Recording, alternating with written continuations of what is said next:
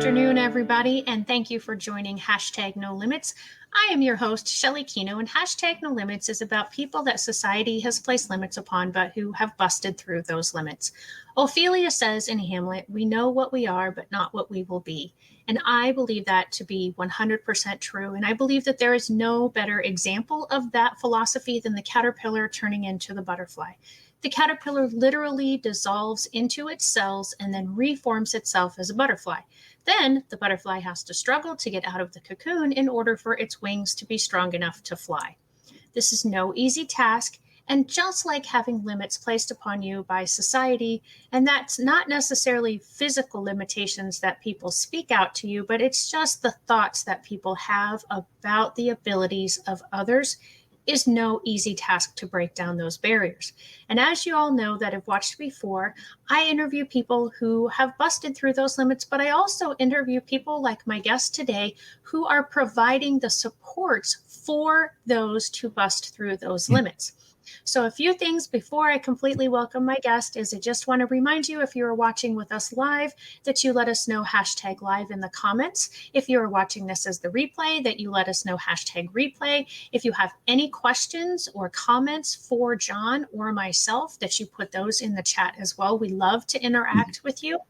If you like this, I have my little prop here. Please give it a thumbs up. That's backwards. Please give it a thumbs up. We don't want thumbs down, so we want the thumbs up.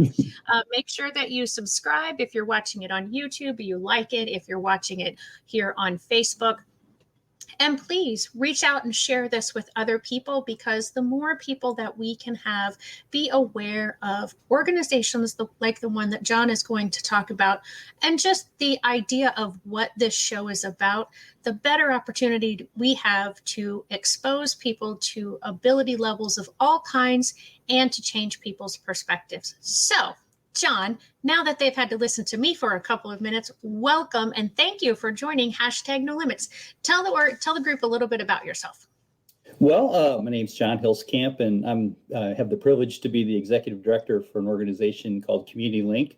We're located, we have sites in the Metro East, but we're predominantly, a lot of our services are provided in Clinton County, Illinois. And it's just been a remarkable organization to be affiliated with. I'm proud to say that this organization's been around in 2022, it'll be 50 years. We're 49 years of age right now. And those of you that know non-for-profit statistics, typically about 50% of non-for-profits go under within the first 5 years of their service. And the statistics beyond that aren't very good. But we've one that stood the test of time. It's been an incredible journey. I myself have been with the organization for 8 years, and it's just been a remarkable place to be affiliated with. That's so awesome. And congratulations on 49 years, almost 50 years. That is truly amazing. You've been around just a little bit less than I've been on the earth. I hit 50 last December, so I'm a little bit older than you all, but that's okay. So you said you've been with the organization for 8 years. What types of roles have you played in the organization? Well, I actually came in hired in as the executive director for the organization. My background previous to that was I did have after a brief stint in the United States Marine Corps and got my college degree through the GI Bill. I went into the nursing home field and long-term skilled care and was a nursing home administrator for about 15 years, and went back to school, got my master's degree, and suddenly an organization that I'd watched grow up around me, I'm as well about the same age as the organization. So I had the privilege of, when the job opened up, I threw my hat in the ring back in 2012 and had the opportunity to join the organization.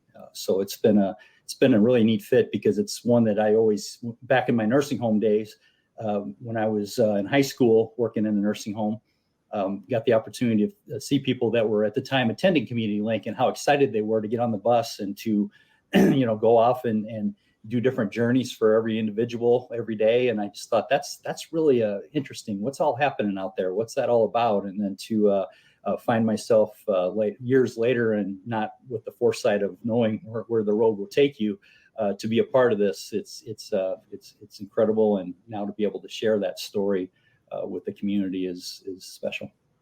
That's a cool story, and thank you for your service as a Marine. My husband is former military, and I have several family members and friends who are military, and I have a great deal of respect and appreciation for those who have served. So thank you very much for that. So tell us more then about Community Link. What is it? What does it do? Why is it beneficial to a community to have a place like Community Link in it? Yeah, it's got so many components to it, and it's they're each so unique. But overall, our mission statement is that we offer opportunities for growth and independence for people with developmental disabilities.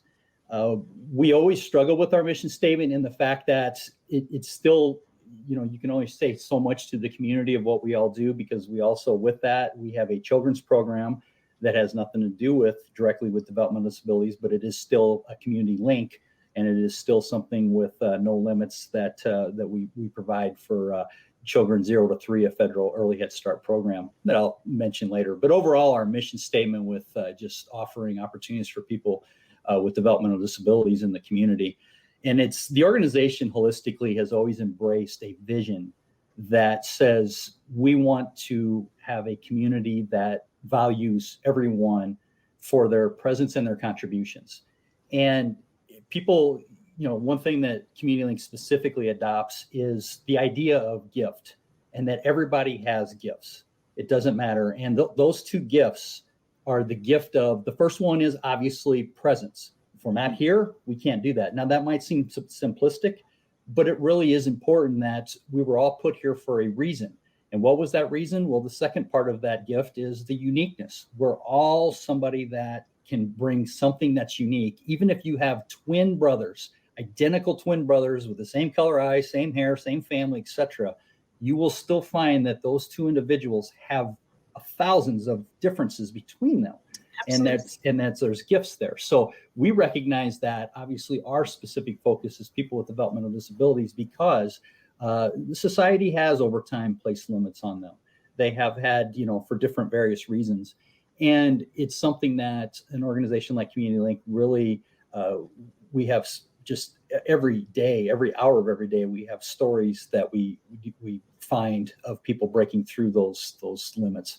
And it's been incredible to be a part of that.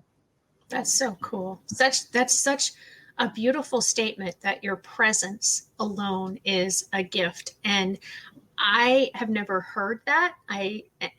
And it's really touched me, because that is, you said it's a simple comment, but it is so profound at the same time.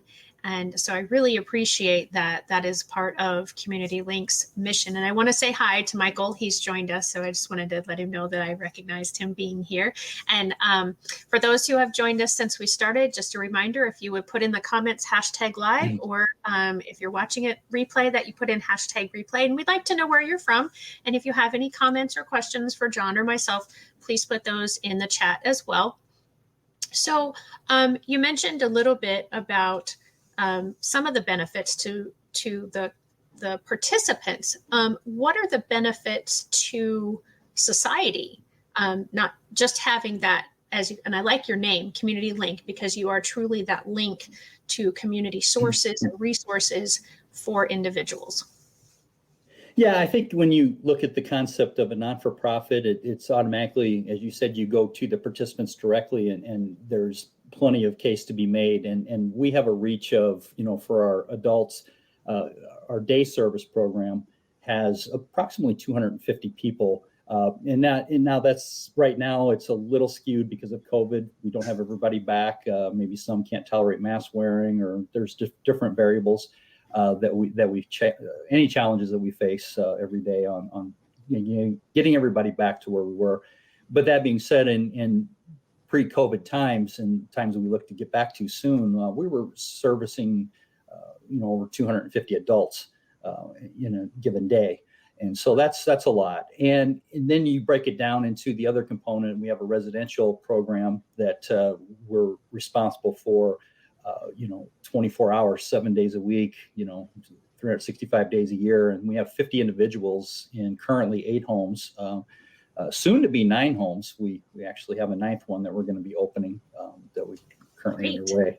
So that'll push our scope up a little bit more, our reach in our residential program. But you put those two together, and then you add the children's program in, and in the early Head Start program alone, at any given time, we have 54 slots filled there, and then you add on the other people on a waiting list and other services that are provided, and it's a pretty big, just in the participants themselves in a given year. You're looking at a reach of over 500 individuals. And then, as you said, when you take that out and you look at all the families that are connected with that and the benefits that families receive from having their loved ones in a program like Community Link, an organization, that scope just grows exponentially. And then you take it even further, as you said, the community itself and all the benefits there of the community. There's just, and that's one thing I've been proud with the communities that Community Link's been a part of. There is just such a appetite for, the community to, of acceptance, and sometimes it's just it's more of education from the organization's part of what our participants' gifts are, what can they do, and how do we connect them with the community. Just an example, I can tell you that the local, once again, when we don't have restrictions or anything like that based on the COVID world and everything, but I can tell you our local animal shelters and everything, they get a lot of loving from and attention from our participants that go there to work or to volunteer. There's a lot of volunteer efforts that our individuals provide to the community. We're also, it's not a secret out there that there's a lot of job openings across. Community Link itself isn't immune to that, but that being said, we're able to give back where we do have a few individuals that are working at organizations. There's a place in Nashville, Illinois called Republic of Tea. We have 2 individuals that are been working there for about 3 years now. They're employed through Community Link, working at Republic of Tea. The local Casey's in Breeze has hired an individual that's very beneficial and provides good services to that company. And Hardee's in Breeze here also, and different other organizations that have had that impact. And it's just a neat trajectory because it's our individuals that are giving back, and the community is giving back too, and it's just kind of a really good relationship. That's awesome. And I'm glad that you mentioned that you have some business partnerships. And well, it was probably a year ago. I started to say recently, but COVID makes time seem bizarre. And the statistic was that the unemployment rate among those with disabilities, I think, was like twice as high as the average population, and that they are truly an untapped resource because, again, and this is sort of why this program started, was because there are so many abilities that the group that is labeled disabled have within each individual, and to just sort of count that group out when you're looking at people for jobs was very disheartening to me, and I wanted to help change that trajectory. And so I'm so thankful that Community Link is able to do that with different businesses. And I did want to ask you to elaborate on what your participants do in the day program. And then if you could kind of tell what things are like, you don't have to get into, if they're paid, what that wage is per hour, but if they're paid or if they're volunteer, and kind of how all of that pans out. Yeah, absolutely. And that really is the core of, why we offer a plethora of programs and a lot of different ways of supporting people. The origins, that 50 years of service that we're coming upon, really started with our day program, and with, it's no secret that Community Link Clinton County is a heavy German community, and that dignity of work and that ethic. And that was a core component. So people prior to Community Link in this community, specifically prior to 1972, in the 50s, 60s, and on back, a lot of times if you had a developmental disability, you stayed home. And a lot of times there just wasn't a lot of outlets. It wasn't even that the families were, ashamed I have a son with or daughter with developmental disability or anything. It's just there wasn't any inputs, to the community that they could tap into. So a lot of them stayed home and they were able to do things, but it just took a vision of several parents in our community that got together and said, enough is enough. We want something, we want more.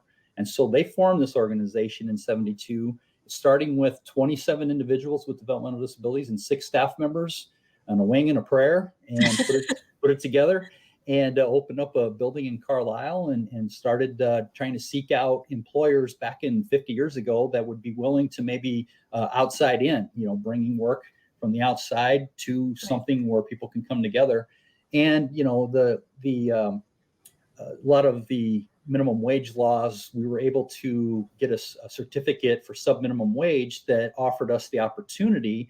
There's a lot of components to meeting that. It isn't something that you just can arbitrarily say, oh, you're going to make this or that. We have to go through time studies and things on jobs that come in. But we weigh that out and try to do our best to offer a sub-minimum wage. And a lot of times the goal is to get minimum wage as much as we can or higher. There are some individuals that, especially the ones I referenced earlier in the community, with raises and everything, they've pushed those limits of getting higher pay and everything. So that's always great stories. But overall, we've grown over the years with more employers willing to send that work in. And it's kind of met a place where the sub-minimum wage, and people are getting that discussion, and it's an education piece for the community. It's kind of under attack on some levels, and understandably, because we ourselves want everyone to make minimum wage. But it gets, I think, everybody lumps disabilities into one bucket, and that being somebody possibly that's blind or has other hardships and things. And so a lot of companies like Goodwill and things are kind of under the gun to get rid of the sub-minimum wage and offer that. And it's really a challenge financially to try to find that balance of being able to offer that program. In starting January 1st, 2020, the city of Chicago actually eliminated the sub-minimum wage on a 5-year scale down. So by 2025, those organizations are either that are similar to Community Link are either going to have to drastically shift their programs that they offer and not be able to offer paid work, or they're going to have to find a way to offer paid work, but probably to significantly less people. So it's one of the challenges that we have right now. And we feel that while we're on the side of history that we're trying to get as many people as we can from outside, get them to other companies outside, it's something that is going to be, a delicate dance for a while, but I think we'll get there. Yeah. And so how many of your participants actually are doing paid work, and how many are doing volunteer work? Well, it's interesting that sometimes, as much as we talk about COVID, COVID has also given us opportunities to see life, what it would look like, and things like that. So one of the unintended consequences, and right now we're kind of looking at things that we developed during COVID, that's possibly a better way to do things going forward. And one of those, looking at it through the employment side, is we kind of had the 3 buildings that we have for our day programs. 2 are here in Breeze, and one was always paid work and heavy in production. And then the other building on the other side of town in Breeze was more of the classroom settings, a lot of training opportunities there. Sometimes it's just, a lot of different components to that. And then we have a building in Fairview Heights that was always kind of a mix, some minimal part of paid work, but a lot of it was heavy on the classrooms. And one of the things that COVID did was that prior to this, we basically had people almost had to choose. We as an organization, in some ways, were putting limits on people, because it's like, well, we do production here, but we can't do it here. Sure. So some people would have that, just logistically, it was very difficult to try to navigate through that. So we had to have people like, they might say, I want to stay at the West Building in Breeze, but I want to do paid work there. And we're like, well, you can't. Well, with COVID, we've been able to redesign our buildings and space things out so that all of our sites now offer the production work. And so we have heavier production than we had previously, but we do still have the classroom settings to give that offer. So it's the volunteer side of it. We haven't been able to do a lot of that in the last couple of years, just with the way the world's been. But when we get back to that, I think it's going to be a hybrid of people that want to do kind of what is their day, what is their best day? What do they want that to be?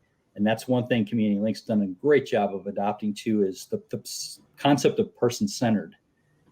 And the best way I can describe person-centered is that there is, what's important for people with developmental disabilities. And that's, their health, their safety, what kind of medications, how's their weight, health-wise, are they safe when they're at Community Link, and are they, in a good protected space?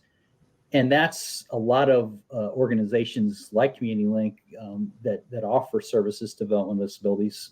While we made a lot of impact over the years, we were very heavy on what's important for them. Something we've seen over especially the last 10 years, but it seems to incrementally just continue to grow, is the concept of what's important to them. Right.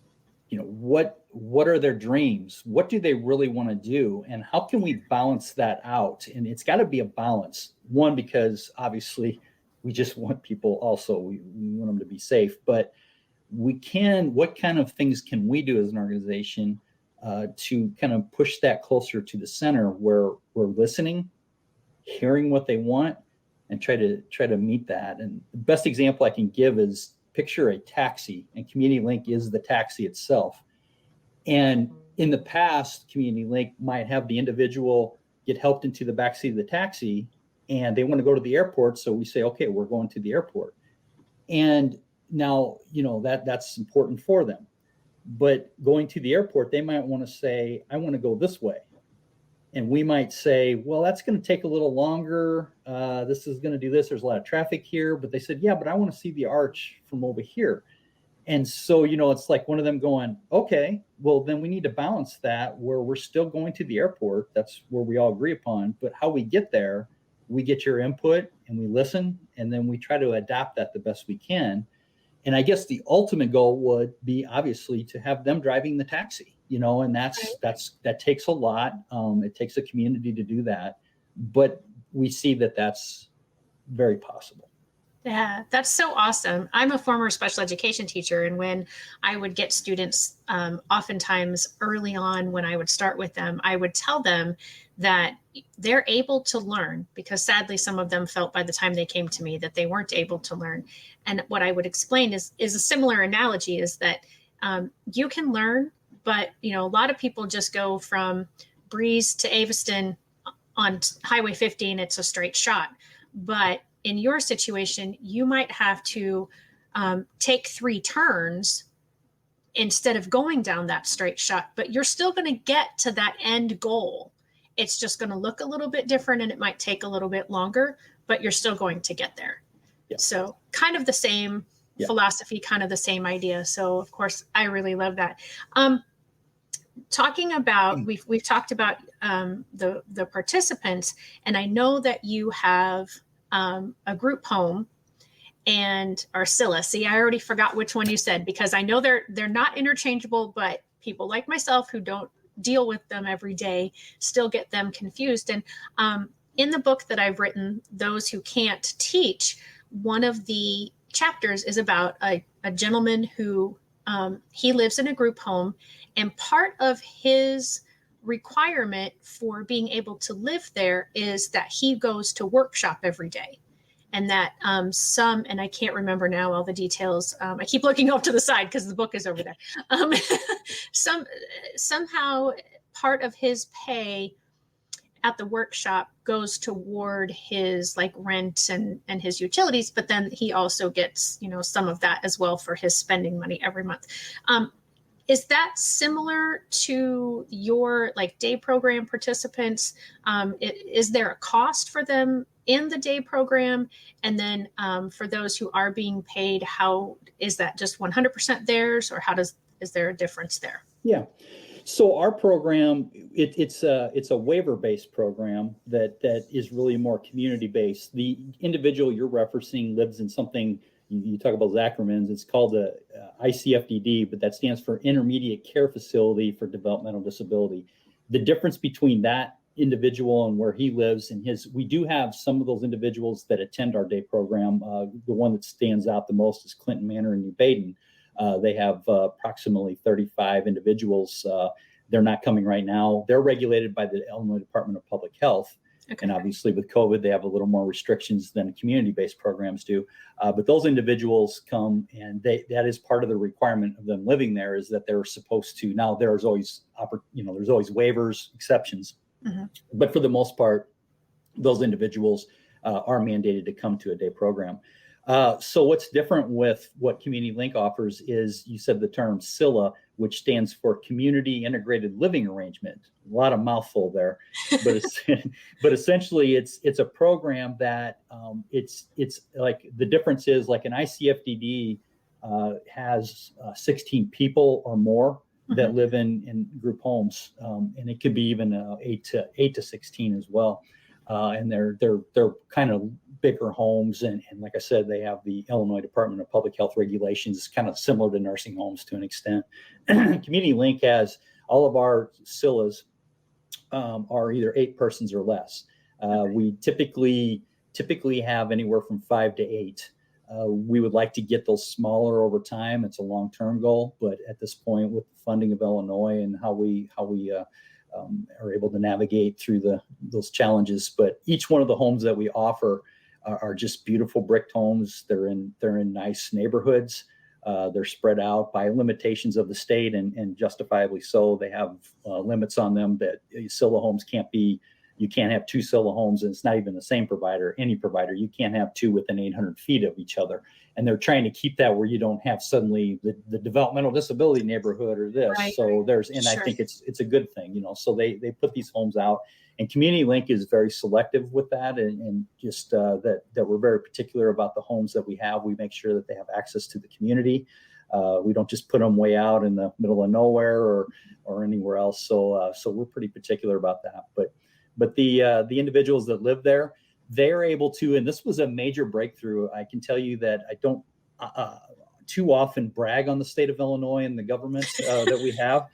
So bear with me here as I articulate this, but because just working even in the long-term care space for 15 years and then 10 years at Community Link, almost that's 25 years of Illinois state government. A lot of stories there, but they're actually in a pretty good place at this moment in time, though, where they actually are really being responsive. They've pushed a lot of things just in the last couple of years that we've been asking for many years. And one in particular is the one you touched on that was a major win for people with developmental disabilities, is that they recently passed where, as you said earlier, they used the term rent. That's not necessarily the right term, but that's what a lot of people think of it as. But like, to live in a CILA, an individual already has some of their Social Security money going towards the payment of that home, as well as what the state funds to support somebody. But also on top of that, they would make X amount of money, and they would take a lot of that, to also supplement that. And we just always felt like that you talk about dignity of work, you talk about people wanting that, and then suddenly it's like, while we all do have to pay a portion of our checks to pay the rent and all these other things, it's felt like it was already baked into the formulas of them. And so now recently, as effective July 1st, the state is no longer requiring that. So they're able to keep that money. They still have to navigate all that with their Social Security limits, SSI, and those things, but at least it's not just automatically. And I think you can see that their paychecks should be bigger, and everything, and that's just the right place for that. That's awesome. Yeah, I'm with you. There's not a lot of things in the education system in Illinois for most of my career that I brag about the state of Illinois doing something right, but I am glad when it does happen. It's rare, it seems like, in certain industries, but it does occasionally happen. So that is good to know. So tell me some of the other things. What haven't we talked about so far regarding, I know there's 2 big things, the Buddy Walk and the Red Porch, that we're going to get to, but before we kind of go down that path, so we've said that you've all been there almost 50 years. That you have. Oh, I wanted to ask you, so you've said that your production has increased. What are the day program participants producing? Well, they do a lot of a variety of things. Right now, their biggest one is they do a lot of packing and assembling. We have a pretty good contract with a provider that brings in a lot of work. they got just there's always clanking and banging going on back there, and it's all purposeful. But it's just sometimes I go back there and I try to ask them, what is this? I say, this is bat wings, and they try to explain it. But they're assembling and packing things that could go in any variety of manufacturing that you can think of. I mean, as well, even airplanes and some things like that. That these pieces are all connected with a bigger part. But we have our biggest amount of work comes in from a place called Eaton Beeline, and it's they have sites in Highland, Illinois, as well as Troy, Illinois. So we get a lot of work from there that comes in, and we've done a lot of. It's interesting that even with less people here right now, and I think with the employment trials and tribulations of everybody out there, we seem to be getting even more work in, and we're producing at a higher rate than we did even before COVID, which is interesting. Wow. Yeah, that's awesome. And I think something we found, and that's going to be a navigation for us going forward, is that this building that I'm talking out of right here in particular is our main production site. Prior to COVID, we had a max presence here of probably almost 130 people, high end on a day. And it's hard to describe the building itself, but 130 people was really pushing it.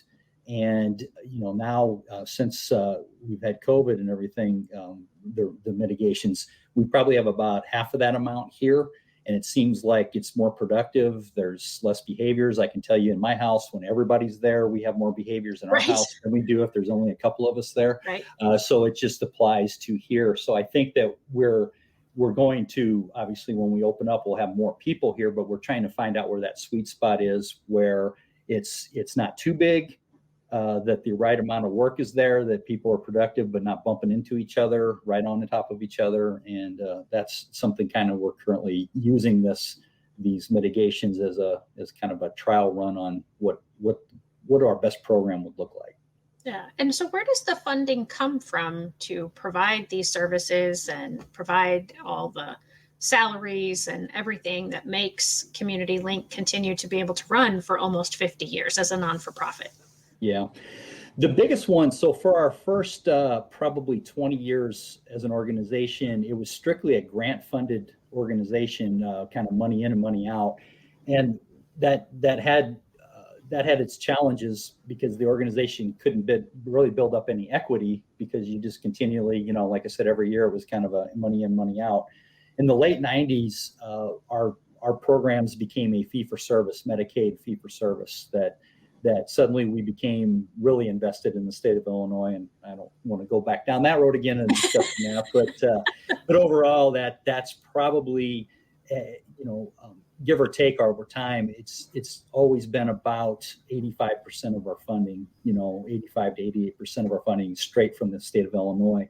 When you factor in our children's program, which is strictly a federal program, we have probably about, that's probably about 10% of our funding as an organization. So you factor that in, and you put those two pieces in. We also receive local funding from the Clinton County 708 board and the 708 board in Madison County, or St. Clair County, I should say.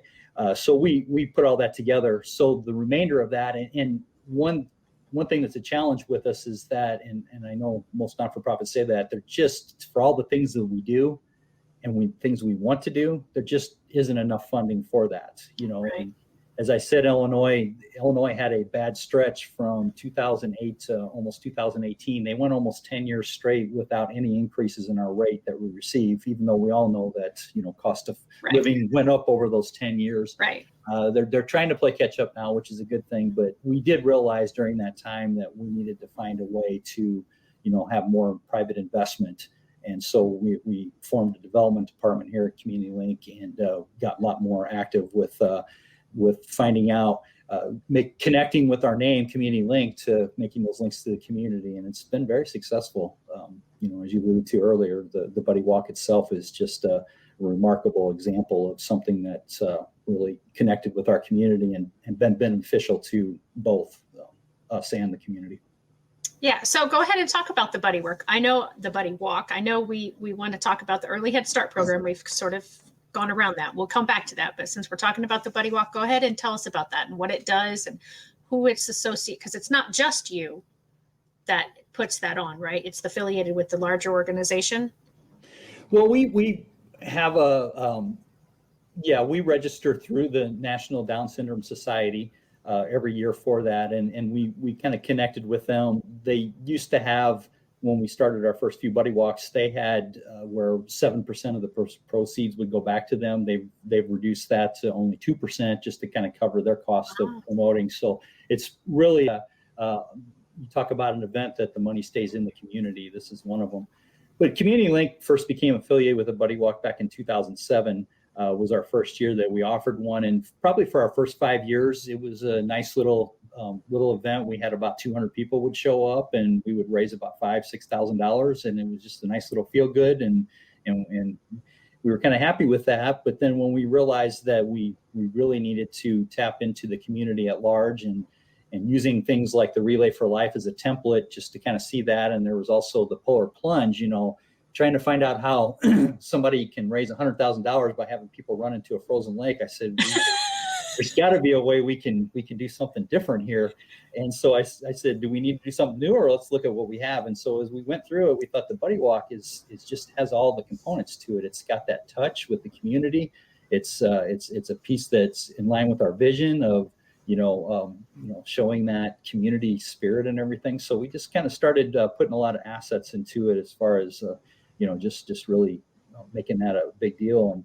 And our first 8 years, we had the Buddy Walk at Carlisle. We had a beautiful walk over the dam there and everything, and it was they were very welcoming community over in Carlisle and everything. But we kind of realized that we were kind of outgrowing that space there, and we ended up moving to Breeze in 2015. But just to kind of, we started to grow. We went from 5,000 to 6,000. We raised 30,000. Then we got to 70, and we said, can we hit 100? And then we hit 120, and then suddenly here we are. We pushed the last few years, almost $180,000, and we went from 200 people being there to suddenly the last few buddy walks, not 2020 because of the virtual aspect of it, but 2019 we were at 1,800 people.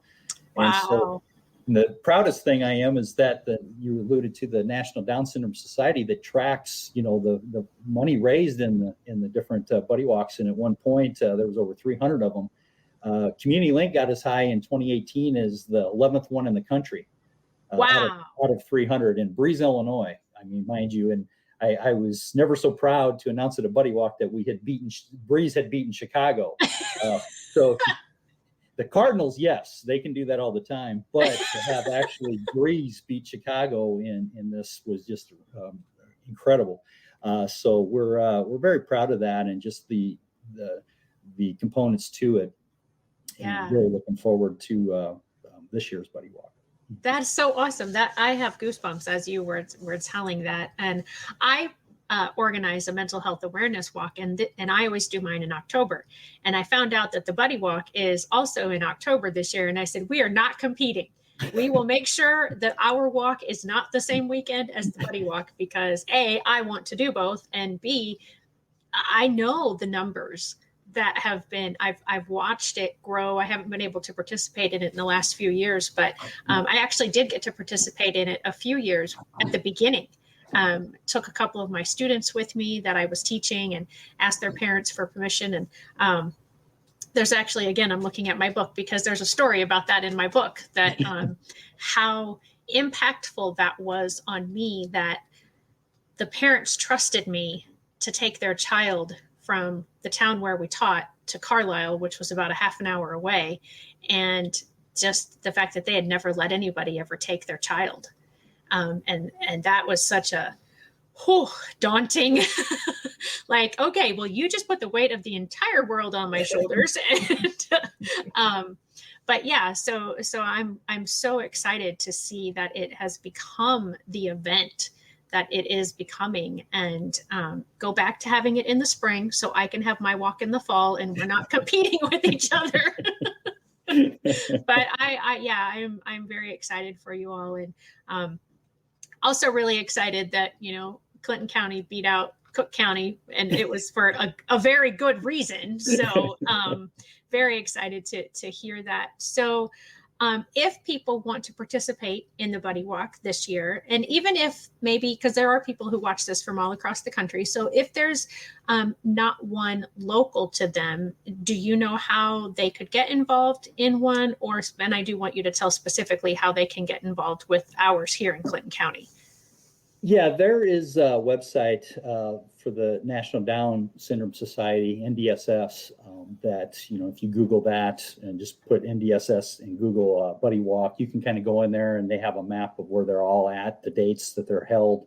And yes, that's definitely the bigger picture of across the country of getting a part of it, even if you can't do it at a local level here, that there's plenty of opportunities there. And it's a lot of them are held in the fall.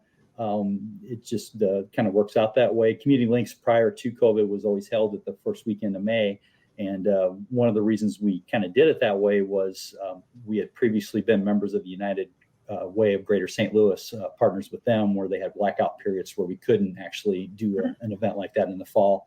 And no limits anymore on that, but we still are trying to figure out what's the best avenue for us. But one thing to take away from the Buddy Walk that's, I think, really fun and people can participate from other parts of the country through ours is just the whole nature of the website. It's, we have if you go through www.comlink.org, COMMLINK.org, and you get into there, you'll find plenty of places to get you to the webpage that kind of shows where we're at as far as how to register for it.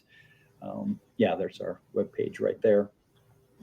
And if you kind of go on, click on events up there at the top, go to that one and then go to the Buddy Walk. And then that kind of takes you through and gets you some information there. I'm looking at this picture to see how many people I know.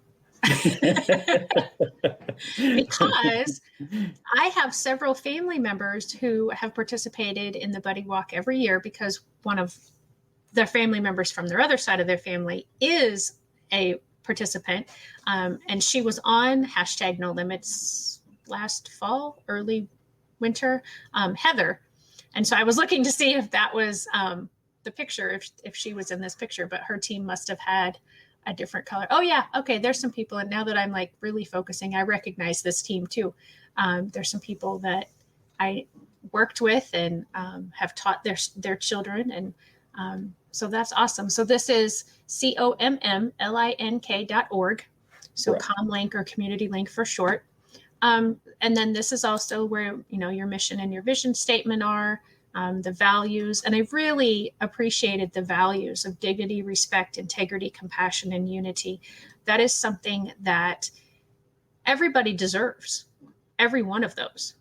And so often it is given naturally to most people, but it's not always given naturally to the people who possibly need it more than anybody else anyway. And that's not just talking about people with disabilities, but, just kind of people in general. So before I go back to taking this off, I know we're going to talk about this in a little bit. Is there anything else you want me to show on this page? Yeah, if you go under programs, right there, the children's programs, I haven't had a chance to talk about that a lot yet, but just kind of looking at that in general. And we started offering the First Step program. The First Step program itself has been around since 1976. It started as early intervention, which was opportunities to find delays in children, because we know the earlier that you can identify something, that the more they can get supports for that, it just leads to a better outcome for everybody. But it wasn't until 1999 that we actually partnered with the federal government to offer early Head Start, and having and people conceptualize it's 0 to 3, but it literally is pregnant mothers that can get in the program as well, and supporting them in prenatal support there. But it's really a program that's all about, parents are the children's first teacher, and they're their most important ally and developer. And we as a program have parent educators that go, it's home based, so they go into the homes, and and we're getting ready to start that up again. I think the week after or the day after Labor Day, we're going to actually start in-person services. We've had to do it virtual for the last year and a half. So once again, the COVID challenges, but overall, it's just got a lot of different, a lot of pieces to it that all lead to, it's kind of a precursor, obviously, early Head Start to the Head Start program, and just making sure that they have that support. And there's been plenty of statistics out there that show that children just do better with more support. Absolutely. And I am very, very proud to say that I am currently the acting chair of the Early Head Start program through Community Link. I'm happy to step down from that role when we get back into, like you said, more participants being in person and being able to have more parents involved. But for now, that is my role in the Early Head Start program. And it is an amazing program. And the fact that there is a misnomer about it because of its association with the Community Link. People often think that their child has to have some sort of disability in order to be qualifying or eligible for Early Head Start. And that's not the case. It's anyone who's pregnant, anyone who has a child 0 to 3. I mean, there are some qualifying aspects as far as financial and that sort of thing, but and of course you have to live within the areas that we serve. But, I mean, ability levels is not necessarily a factor. So being able to take that misnomer out, hopefully, and bring in more more participants. Anything else on the website before I take it off for a little bit, and then we'll come back to it to do the red porch? Can't think of anything. Okay. All right, so we'll take that out for just a little bit. So I'm trying to think. I took that down, but maybe I shouldn't have. Were we ready to talk about the red porch? And it's fine. We don't have to have that up to talk about it. So. Okay. I just know that there's, well, at least there used to be, maybe it's on the Facebook page, the pictures of some of the food. Yeah. Which, that's good advertising. We want to get people hungry and thirsty still. But go ahead and tell us what the red porch is, how that started, and what that's doing for your participants, but also for the community that it's in. Yeah. So it was something that was a concept of giving due credit. Michael Brave, the executive director for an organization that I mentioned earlier, Clinton Manor Living Center, he's got the ICFDD, the Intermittent Care Facility, that is a group of his participants actually come to the day programs through Community Link, and he's located in New Baden.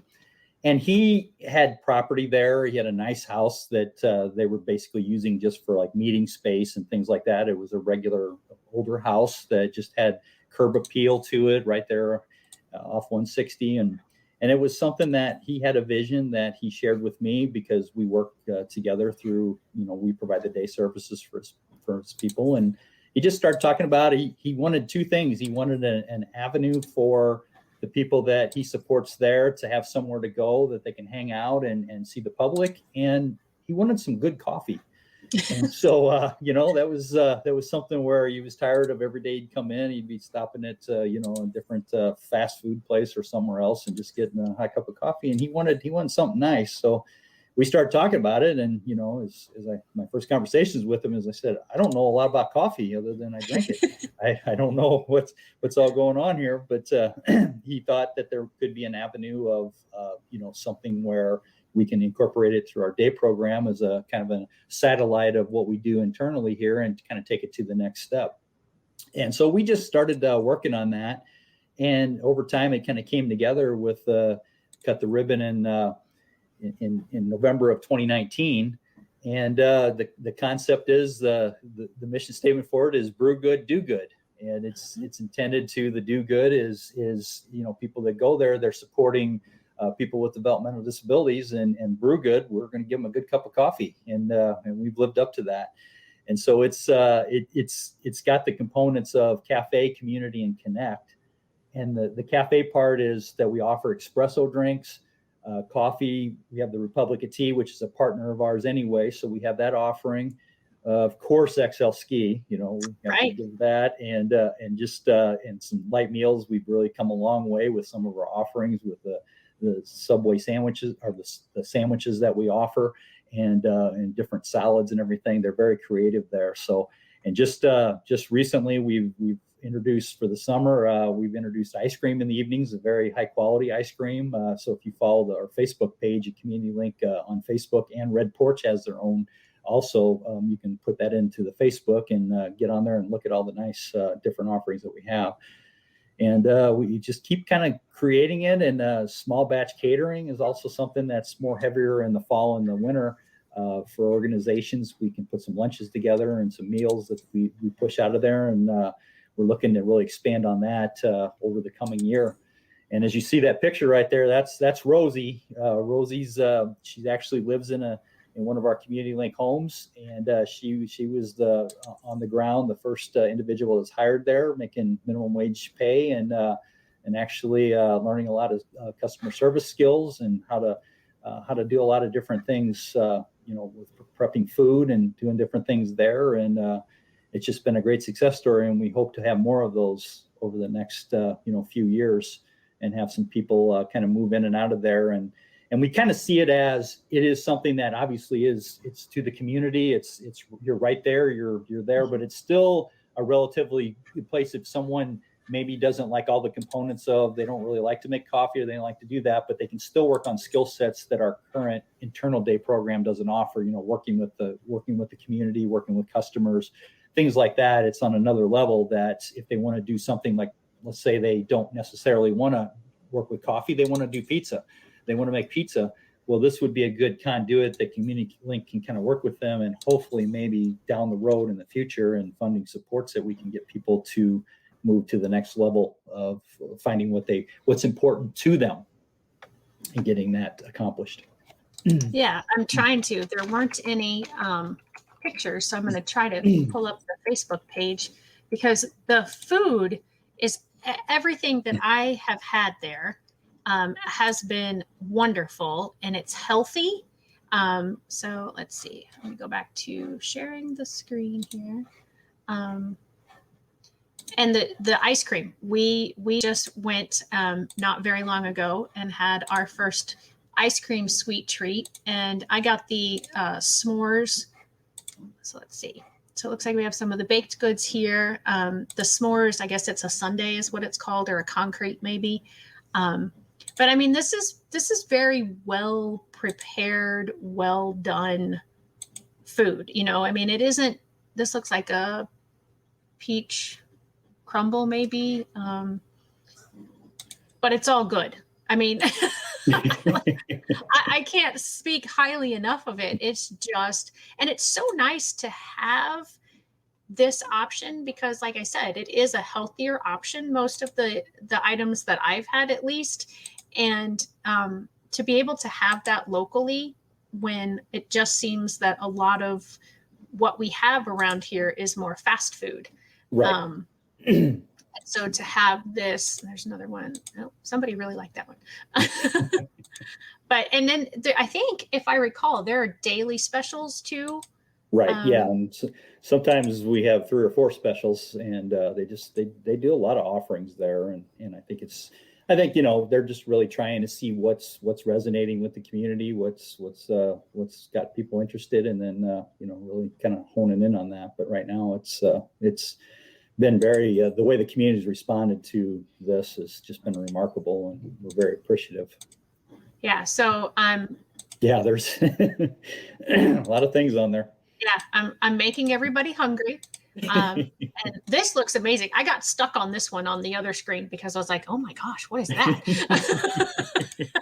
Apparently it's just a donut with ice cream and some caramel sauce, but I didn't really have a good lunch. Apparently I am starving now that I'm looking at all of these pictures. So, but yeah, so I did want to share that, because they really do, in my opinion, a fabulous job. And people that I know that have eaten there have not had anything bad either. And so we were all very excited when it opened, and then very sad when COVID hit and it had to close down for a while. And so we're really pleased with what is happening there. So John, we have about 5 minutes left in our show, and I want to make sure that we have covered everything. And I think we did, but if there is something that you most definitely wanted to share, we talked about how to get a hold of Community Link.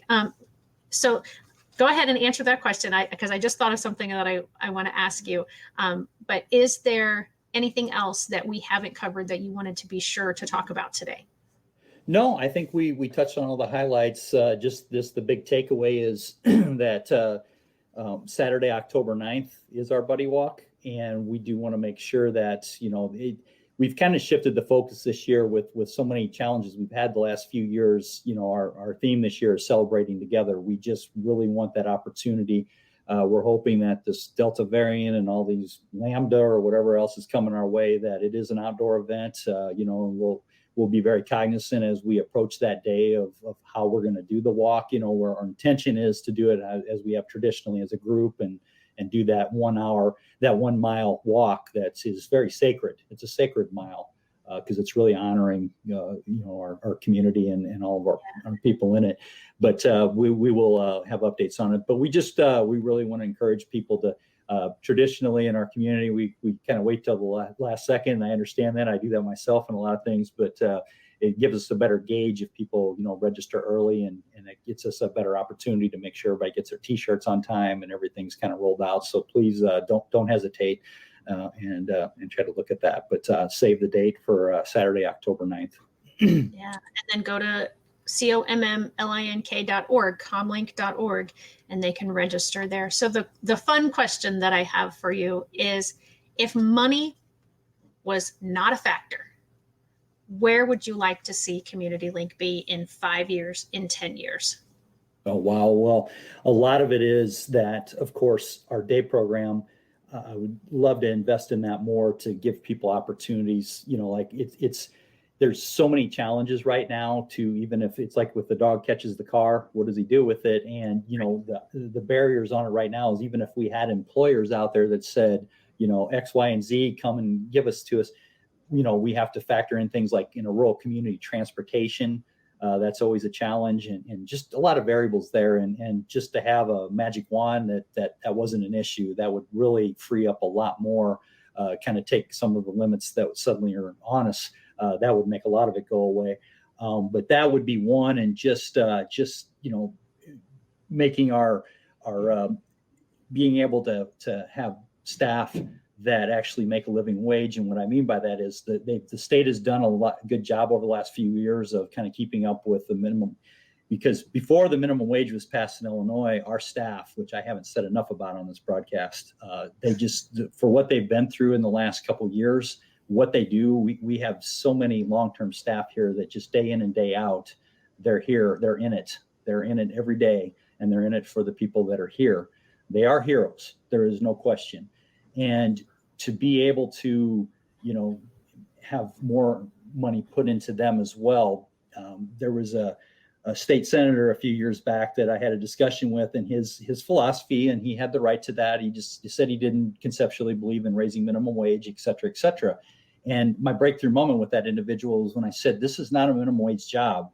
These individuals that we employ here at Community Link, they're building lives. They're not building burgers, and no disrespect to anybody that's working in any of our service fields. That's what they're needed. But this is not a minimum wage job. We shouldn't even be having that in the discussion. This is about people that, and I can't tell you how many stories I have of people that work 2 or 3 jobs in a lot of cases just to support their family and everything. So when you ask that question, that would be, besides putting resources into our participants to make their lives better, it would be, being able to pay, what the true cost or the true worth of our individuals that are our heroes, our frontline staff. Yeah. And I know a lot of those frontline staff members, and I know that they're in a lot of ways very similar to teachers. They're not going for the paycheck. They're going because they love what they do. They love the mission and what they're doing, and they love what the organization does for our community at large. They're in it for the right reasons. Absolutely. Yeah. But having a livable wage would make them a lot happier. Yes, absolutely. But yeah, that's a beautiful goal. Well, John, thank you so very much for coming on Hashtag No Limits today. It's been quite a pleasure learning about an organization that has been around my whole life pretty much, that I really didn't know a lot about until I really got involved a few years ago. And so I hope that this broadcast was able to shed some light for many people on what Community Link does in our area, and maybe spur something in someone to start a similar type of organization in their own area. Thank you, Amanda Lepker, the president of the board of directors of Community Link, for joining us today. I appreciate you being here. And John, thank you so much again, and we will see you all next time. Thank you.